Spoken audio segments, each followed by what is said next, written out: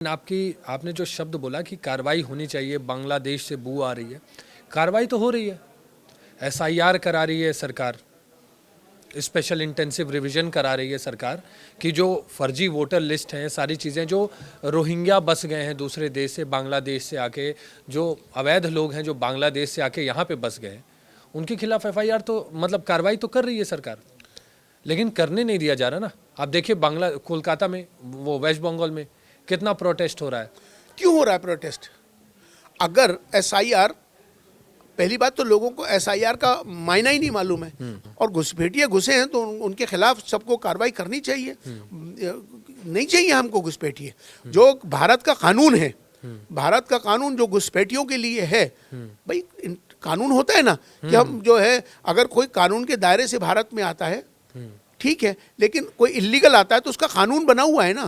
तो सरकार अपना काम कर रही है, और जो इल्लीगल लोग हैं, घुसपैठिए हैं, उनको इस देश से बाहर करिए। कल मैं एक प्रोग्राम में गया, एक प्रोग्राम था, तो वहाँ पर एक बड़े हिंदू लीडर थे, तो वो आए हुए थे, तो उन्होंने कहा कि गर्व से कहो हम सब हिंदू हैं।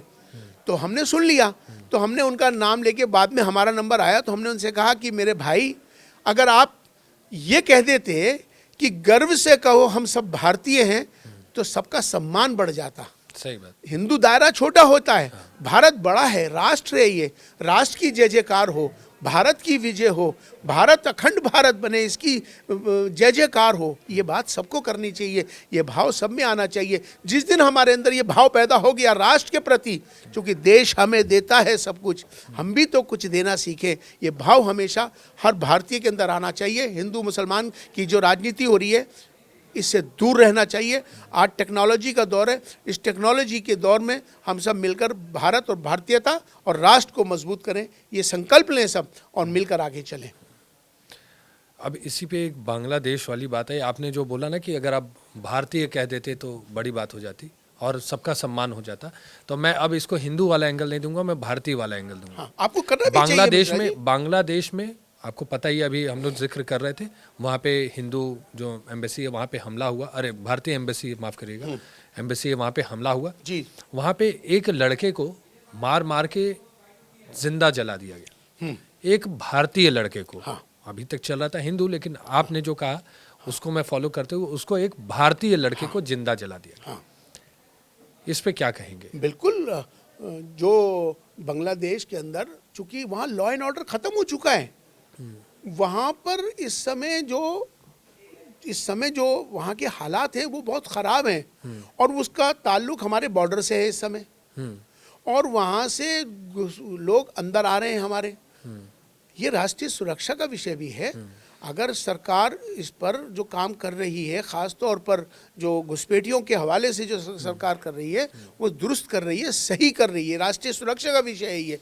दूसरी बात ये है कि जो भारतीय को मारा गया, वो हम सबके लिए गलत, दुख की बात है ये, जो उन्होंने किया, बांग्लादेशियों ने एक भारतीय को जिस तरह से जुल्म करके उसको जिंदा जला दिया गया, इससे बड़ी दुख की बात और क्या हो सकती है। वो बांग्लादेश जो अपने आप को इस्लामिक देश कहता है, मैं उस बांग्लादेशियों से पूछना चाहता हूँ, उस बांग्लादेश के मुसलमानों से पूछना चाहता हूँ, कौन सा इस्लाम मानते हो आप?